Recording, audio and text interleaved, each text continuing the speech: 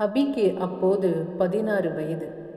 12ஆம் வகுப்பு பொதுத் தேர்வு எழுதி முடித்த அபி தன் வீட்டிற்கு அருகில் இருந்த ஒரு டைப்பிங் சென்டரில் சேர்ந்து படித்தாள்.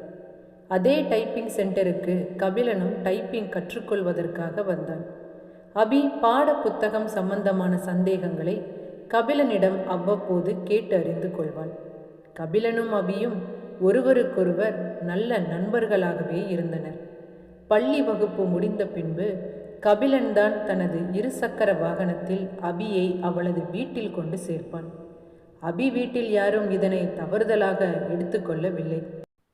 நாளடைவில் நண்பர்களாக இருந்த கபிலனும் அபியும் ஒருவருக்கொருவர் காதலர்களாக மாறினர். அபி தனது காதலை தனது தந்தையிடம் தெரிவித்தாள். அதற்கு அபியின் தந்தை, "உனக்கு அடுத்து உன் தங்கை இருக்கா. நீ இப்ப காதல் திருமணம் செய்து கொண்டா உன் தங்கையை பெண் பார்க்க எந்த மாப்பிள்ளை வருவா? இங்க பாரடி மரகதம், உன் பொண்ணு அபி படிச்சதெல்லாம் போதும். இனிமே வீட்டில் ஒரு மூலையில் உட்கார சொல்லு." 4 வருடங்கள் ஆன பின்பும் அபி வேறு ஒரு திருமணம் செய்து கொள்ளவில்லை. தனது காதலில் மிகவும் உறுதியாக இருந்த காரணத்தினால் அபியின் தந்தை அபியின் காதல் திருமணத்திற்கு சம்மதம் தெரிவித்தார். கபிலன் வசதியான வீட்டு பையன். தந்தை கிடையாது. தாயின் அரவணைப்பில்தான் வளர்ந்தான். கபிலனுக்கு ஒரு தம்பி மட்டுமே. நமக்கு காசுக்கு பஞ்சம் கிடையாது. ஆனால் அபிக்கோ ஒண்டி கொடுத்தனோம். இந்த திருமணம் சரியா வரும்னு நினைக்கிறியா கபிலா? ஒன்றும் இல்லாத அவளை திருமணம் செஞ்சு நீ என்ன சுகத்தை காணப்போற என்று கபிலனின் தாய் அருணா கபிலனிடம் வாதாடினாள். கபிலனும் அபியை போன்று தனது திருமணத்தில் மிகவும் உறுதியாக இருந்தான். இரு குடும்பங்களின் சம்மதப்படி 2 மாதங்களில் அபி கபிலன் திருமணம் நடைபெற்றது. கனவுகளை சுமந்தபடி அபி மணவரையில் உட்கார்ந்தாள்.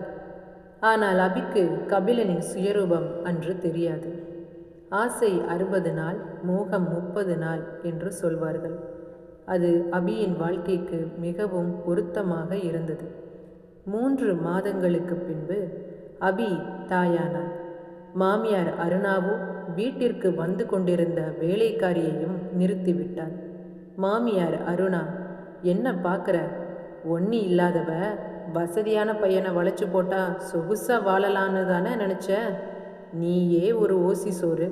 பத்தாததுக்கு என் பையனை மயக்கி நீ வயிற்றுல ஒரு புள்ளைய சுமக்கிற. அதுக்கும் செலவு செய்ய எனக்கு என்ன தலையெழுத்தா? இந்த வீட்டை பொறுத்த வரைக்கும் சம்பளம் வாங்காத வேலைக்காரி தான் நீ. அதை மனசில் வச்சுக்கோ." அபிக்கு துக்கம் தாழாமல் கண்களில் கண்ணீர் படிந்தது. அபி தன் கணவனிடம் மாமியார் தனக்கு செய்யும் கொடுமைகளை எத்தனையோ முறை எடுத்து சொல்லியும் கபிலன் அதை துளியும் கண்டு கொள்ளவில்லை. கபிலனும் அருணாவுடன் சேர்ந்து கொண்டு அபியை அடித்து துன்புறுத்த ஆரம்பித்தான். படிப்படியாக தன் தாயின் பேச்சை கேட்டு கபிலன் குடிக்கு அடிமையானான். முழு குடிகாரனாகவே மாறிவிட்டான் என்று சொல்லலாம். அருணாவின் 2வது மகன் ஒரு போதை பேர்வழி. அவனை போதை பழக்கத்திலிருந்து மீட்டெடுப்பதற்காக சேகரன் என்பவர் அருணாவின் வீட்டிற்கு அடிக்கடி வருவது வழக்கம். சேகரன் போதைப் பொருள் மீட்டெடுப்பு மையத்தில் அலுவலராக பணிபுரிபவர். சேகரன் ஒவ்வொரு முறை தனது வீட்டிற்கு வரும்போதும் மாமியார் அருணா அவரை தனது படுக்கை அறைக்கு அழைத்துச் சென்று கதவை தாளிட்டு கொள்வாள். ஆனால் அபிக்கோ அது ஒன்றும் தவறாக அப்போது படவில்லை. ஏதோ போதை பழக்கத்தில் இருந்து தனது மைத்துனனை விடுவிப்பதற்காக இருவரும் ரகசியம் பேசிக்கொள்கிறார்கள் என்றுதான் நினைத்தாள். இந்த விஷயங்கள் எல்லாம் தனது கணவன் கபிலனுக்கும் நன்றாகவே தெரியும். ஆனால் அதை பற்றி எதுவும் கபிலன் அபியிடம் தெரிவிப்பது இல்லை. பின்பு பிரசவத்திற்காக அபி தனது தாயின் வீட்டிற்கு சென்றான். தன் தாயின் பேச்சை கேட்டு குழந்தை பிறந்த பின்பும் கபிலன் தனது குழந்தையை வந்து பார்க்க வரவில்லை. 2 வருடங்கள் கழித்து கபிலன் அபியின் வீட்டிற்கு சென்றான். அபியிடம், "அபி, நான் செய்தது எல்லாம் தவறுதான். என்னை மன்னித்து உன்னோட ஏற்றுக்கொள். நீ என்னுடன் கிளம்பி என் வீட்டிற்கு வா" என்று அபியை தனது வீட்டிற்கு அழைத்தான். ஆனால் அபியோ அதனை மறுத்துவிட்டான். பின்பு அபியின் பெற்றோர்கள், திருமணம்னா கணவன் மனைவி இடையில சின்ன சின்ன சண்டை சச்சரவு வர்றது எல்லாம் சகஜம்தான். மாப்பிள்ளை தான் செஞ்ச தப்புக்கு மன்னிப்பு கேட்டுட்டாரே, அப்புறமும் ஏன் நீ பிடிவாதம் பிடிக்கிற? நடந்ததை மட்டுமே நினச்சிக்கிட்டு இந்த வீட்டில் உன்னால் எவ்வளவு நாள் இருக்க முடியும்? பார்க்குறவங்க என்ன நினைப்பாங்க? மாப்பிள்ளை தான் அவர் தப்பை உணர்ந்து திரும்பி வந்து இருக்கேன்னு சொல்கிறாரு. அவருக்கு நீ ஒரு வாய்ப்பு கொடுத்தா என்ன? தனது பெற்றோரின் வற்புறுத்தலால் அபி தனது கணவன் கபிலனின் வீட்டிற்கு சென்றாள். அன்று ஒரு நாள் அபி மருத்துவமனைக்கு செல்வதற்காக தனது குழந்தையை தாயின் வீட்டில் விட்டுவிட்டு மருத்துவமனைக்கு கிளம்பி சென்றாள். போகும் வழியில் தனது மருந்து அட்டையை தனது வீட்டிலேயே மறந்து வைத்தது ஞாபகம் வர மருந்து அட்டையை எடுப்பதற்காக கபிலனின் வீட்டை நோக்கி நடக்கத் தொடங்கினாள். மருந்து அட்டையை எடுப்பதற்காக கபிலனின் வீட்டிற்கு வந்த அபி, என்ன வீடு திறந்து கிடக்கு என்று கதவை திறந்து உள்ளே சென்றாள். அறையில் இருந்து ஒரு ஆணின் குரல் கேட்டது.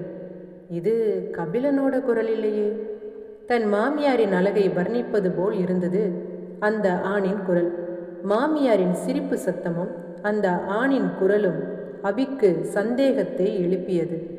சந்தேகப்பட்ட அபி அறைக்கு அருகில் சென்று ஜன்னல் கதவை மெதுவாக திறந்து பார்த்தாள்.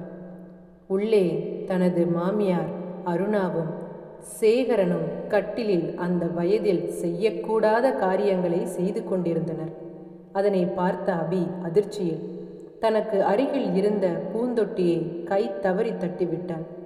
சத்தம் கேட்டு அறையில் இருந்து வெளிவந்த மாமியார் அருணா மற்றும் சேகரன், ஓ நீதானா?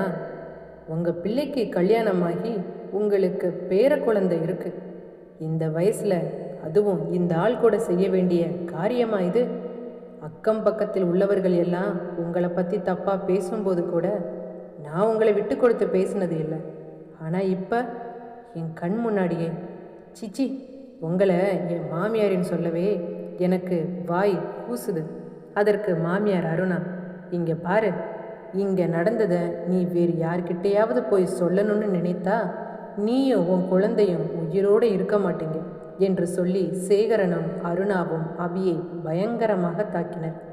மறுநாள் காலை அருணா ஒரு தட்டில் உணவு கொண்டு வந்து அபியிடம் கொடுத்தாள். இது நம்மளை எப்பவுமே ஒரு வேலைக்காரி மாதிரி தான் நடத்துவாங்க. இப்போ அவங்களே தட்டில் சாப்பாடு எடுத்துட்டு வர்றாங்க. மாமியார் அருணா, இந்தா இதை சாப்பிடு. மாமியார் தானாகவே வந்து உணவு பரிமாறுவதை சந்தேகப்பட்ட அபி, என்னால் இதை சாப்பிட முடியாது. உடனே அருணா, நீ இப்போ இந்த உணவை சாப்பிடலைனா உன்னோட குழந்தை உயிரோடு இருக்காது. அபிக்கோ என்ன செய்வது என்று தெரியாமல் தன் குழந்தைக்காக அருணாவிடம் இருந்த தட்டை வாங்கி அதில் இருந்த உணவை உண்ணத் தொடங்கினாள். அபிக்கோ அப்போது தெரியாது இதுதான் தனது கடைசி உணவு என்று. உணவை உண்ட பின்பு ஓரிரு மணித்துளிகளில் அபியின் உயிர் பிரிந்தது. அபியின் இறப்பு செய்தி கேட்டு ஓடோடி வந்த அபியின் பெற்றோர் அபியின் இறப்பில் சந்தேகம் உள்ளது என்று காவல்துறையினருக்கு தெரிவித்தனர். மருத்துவ பரிசோதனையில் அபி உண்ட உணவில் விஷம் கலக்கப்பட்டு உள்ளது என்பது நிரூபிக்கப்பட்டது. காவல்துறையினர் கணவன் கபிலன், மாமியார் அருணா, சேகரன் ஆகியோரை கைது செய்து சிறையில் அடைத்தனர். அபியின் 1 வயது மகனை அபியின் பெற்றோர் தங்களுடன் கூட்டி சென்று வளர்த்தனர். ஊர்க்காரர்கள், சொந்த பந்தம் அனைவரும் என்ன நினைப்பார்கள் என்ற ஒரே காரணத்திற்காக அபியின் பெற்றோர் எடுத்த அந்த முடிவு அபியின் உயிரை இன்று காவு வாங்கிவிட்டது.